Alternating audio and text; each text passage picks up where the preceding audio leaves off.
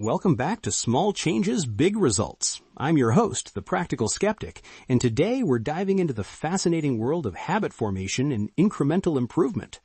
And I'm the optimization expert. Thanks for joining us for another episode where we break down complex behavioral science into actionable steps that actually work in real life. You know, I've been thinking a lot about why people get so discouraged when trying to build new habits. Everyone wants overnight success, but that's not how real change happens, is it? Absolutely not. And that brings us to our first topic today, the Plateau of Latent Potential.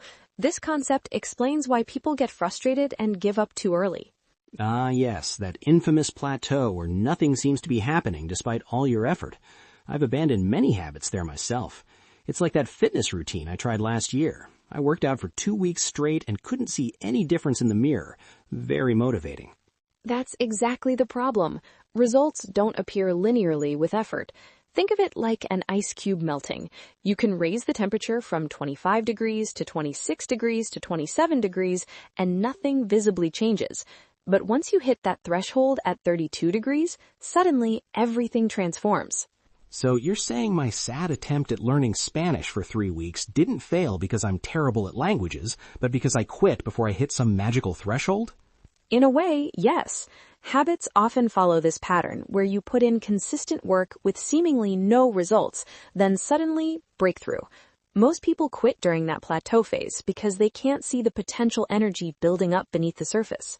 That makes me feel slightly better about my language learning failures. So what's the solution then? Just blindly keep going forever, hoping something eventually happens? Not blindly, no. This is where our second topic comes in, the 1% better formula. Instead of focusing on massive changes, aim for tiny, consistent improvements. 1%? That seems underwhelming. Why not go for 10% or 20% improvement? Because sustainable change rarely happens that way. Let me show you the math. If you improve just 1% each day for 1 year, you'll end up 37 times better by the end. That's the power of compounding. 37 times better? That can't be right. Let me check.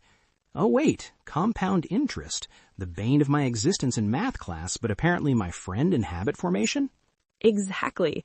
And on the flip side, getting 1% worse each day for a year leaves you at nearly zero. Small choices compound dramatically over time, which is why seemingly minor habits can lead to remarkable changes. I'm skeptical but intrigued. So what's a practical example of this 1% improvement in action?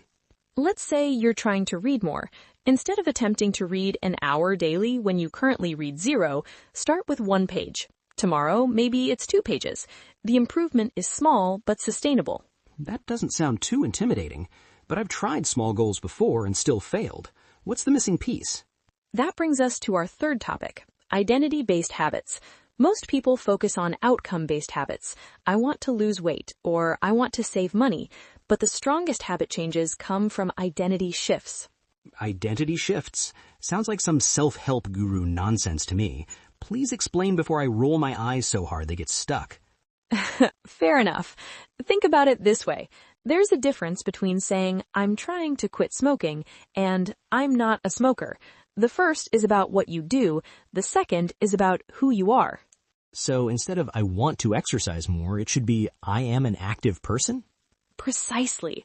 When a behavior becomes part of your identity, you no longer have to convince yourself to do it. You're not acting against your desires. You're simply acting in alignment with who you believe you are. I can see how that would be powerful. If I see myself as a writer, sitting down to write daily isn't a chore, it's just what writers do. But how do you actually make that identity shift happen?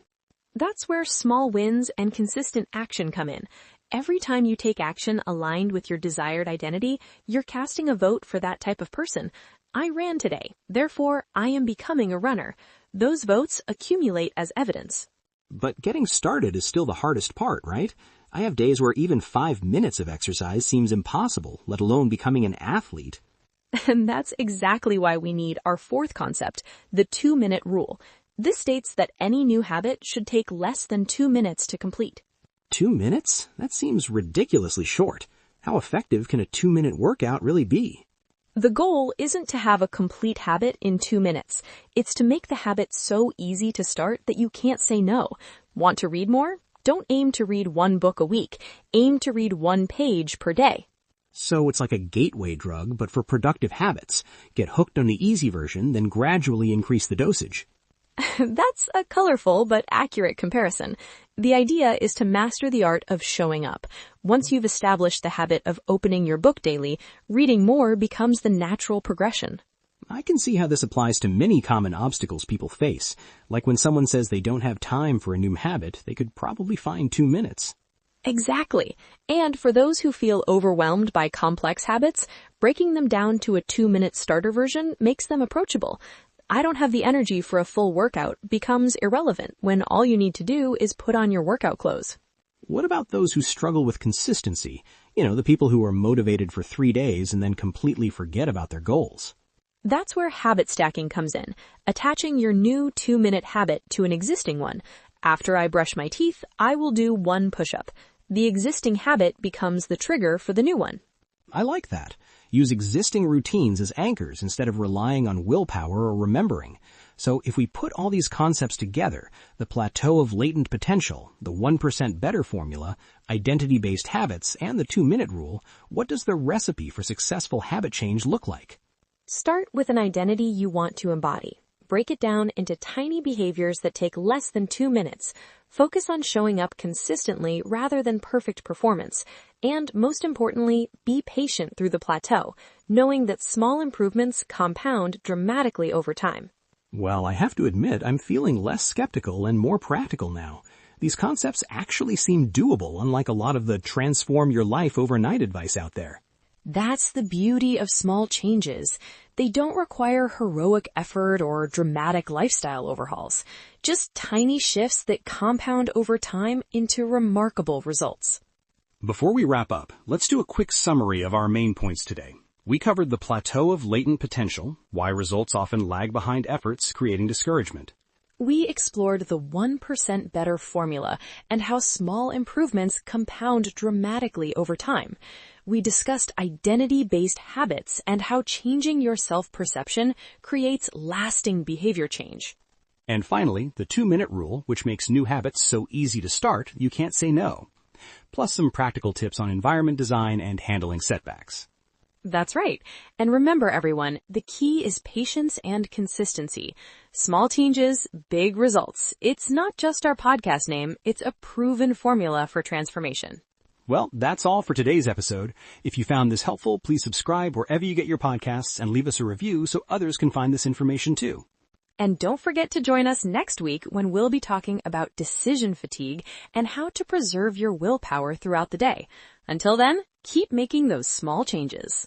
Thanks for listening to Small Changes, Big Results. I'm the Practical Skeptic. And I'm the optimization expert. See you next time.